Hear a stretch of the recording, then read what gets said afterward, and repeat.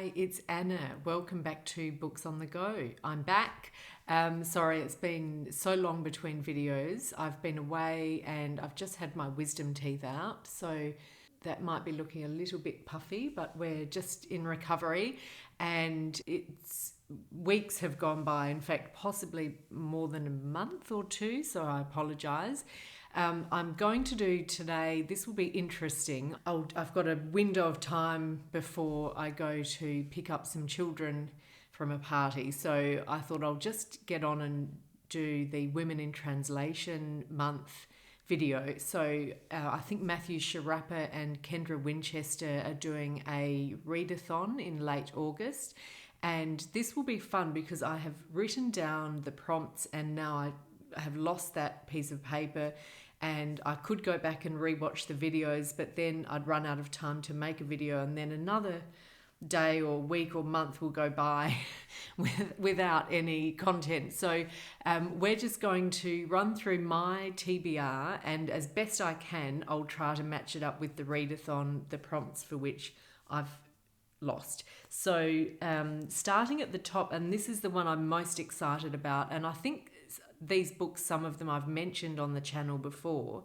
but they are all in my shelf waiting to be read, and because it's Women in Translation Month, I've pulled them down and excited to get to them hopefully this month. So the first one is Tokyo Ueno Station by Miri, translated by Morgan Giles, and this is a Tilted Axis Press book. I'm really excited about this one. I haven't read this author before, but I trust anything that Tilted Axis puts out and the translations. It's about a man called Kazu, I believe, who is born in Fukushima in 1933, and so his life is tied up with coincidences involving Japan's imperial family, and then he works on the 1964 Tokyo Olympics. And of course, later in his life, so I think it goes up to 2011, is the announcement that Tokyo will host the 2020 Olympics. So it's a really timely book in terms of next year being that year of Tokyo hosting the Olympics. And looking back at Japan and changes over time, the author is a Korean-Japanese writer. I don't know any more. It's been highly praised. So I'm really looking forward to this, and I'm planning to get to this one, if nothing else, for Women in Translation, to get to this one this month. The translator is a woman as well. And one prompt I'm sure that was in the Matthew's video for the readathon is that the translator is mentioned on the cover of the book, which Tilted Axis has done here. So we have Morgan Giles. It's only small, but you can see that there. So I think that ticks some boxes. So that's Tokyo Ueno Station. The next one, which also fits the bill, is Asleep by Banana Yoshimoto. So she's an author who I discovered through Matthew's channel, and I've read Kitchen, which was I think a short book. I was going to say novella, but I think it was actually 2 stories, and then The Lake, which is a novel. And this is another one I bought when I was in London, and I stopped myself buying all of her books that I could see at Waterstones because I just can't read them all at once, but I'm planning to buy more.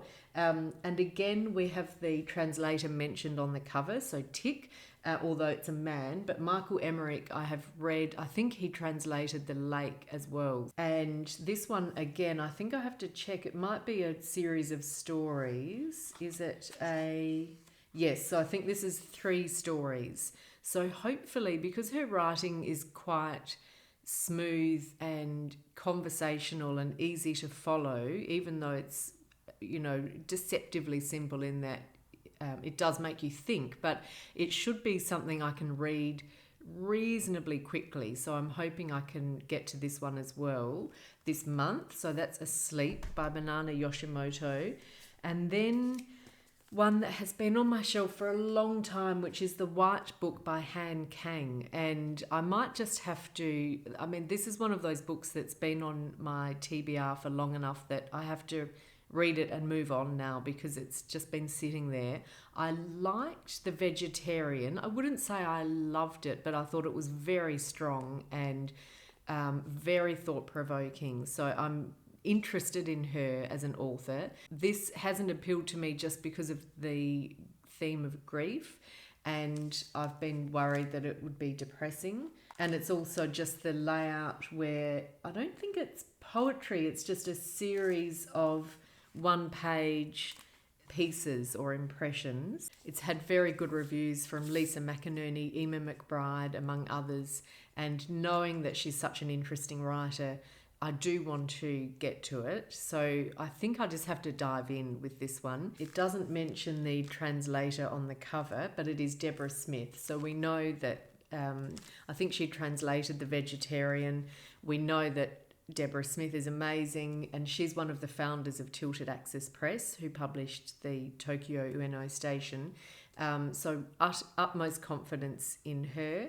And so I will do that one as well. That's the WIT book. Now we come to some books that I'm very keen to read, but I don't know if I'll realistically get to them all this month. So Our Life in the Forest by Miri Darrieusecq. And the translator is Penny Hueston.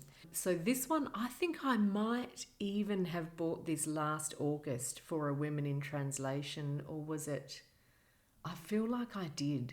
So again, I really, that's a year that's been sitting on my shelf. So I must get to it. And again, it doesn't look that long. So it should be doable. Set in the near future, which that's never grabs me when it says that, but a woman is in the forest. She's down to one kidney and one lung, and then the reanimated halves start to behave strangely. So it's a chilling tale laced with humour. It sounds original and not necessarily my thing, but again, it's short and there are pages and pages of blurbs and reviews for this one which rave about it, and they say she's a true delight for the soul. So this is a delight that's in store for me, and again, all of these look very doable. It's just finding the time to read all of them. Another short one that I know that I'll love, and it's just a treat that's waiting for me, is Irene Némirovsky, Fire in the Blood. So with Irene Némirovsky, I'm sure that I've mentioned her on the channel before. I love her work. So I read Sweet Française. I've then gone back and read The Kuriloff Affair, I think it was. And in Australia, you can't find her books in the bookstores. They often might have Sweet Française, but not her other work. So when I'm in London, I go hunting for her books, and then I'm a bit like Banana Yoshimoto. I just buy one or two at a time. So this is waiting for me. I don't even need to know what it's about. I just love her writing, but it's a rural town in Burgundy. It's the story of Silvio, his cousin's wife Helene, and her second husband Francoise, and love, hatred, deception, and betrayal. So I'm in, and translated by Sandra Smith. So I'm looking forward to this one. And then another really fun one, but just a bit longer, I may not get to it this month, is Vernon Subutex 2 by Virginie Despentes.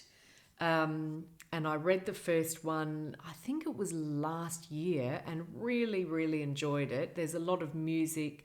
There's a lot of rock and roll in the book. It's set in Paris. It's very modern and fun, and yeah, you feel like you're in Paris reading it. So that's one of the really nice things about reading work in translation, is that you feel like you're in another place without having to travel. So I'm expecting this to be just as good, and it's had some really good write-ups. So Etienne de Montetti said this is not just a novel, it's an electrocardiogram. So that's a new way to describe a book. It's translated by Wynne. So that is Vernon Subutex 2. And that's the end. I have a couple of other books, but I know I won't get to them. So that's the end of my TBR for Women in Translation Month. I hope that ticks off some of the prompts, which I've forgotten what they were, but I'm very enthusiastic. I'm there in spirit, and I'm really looking forward to joining in with the readathon as best I can.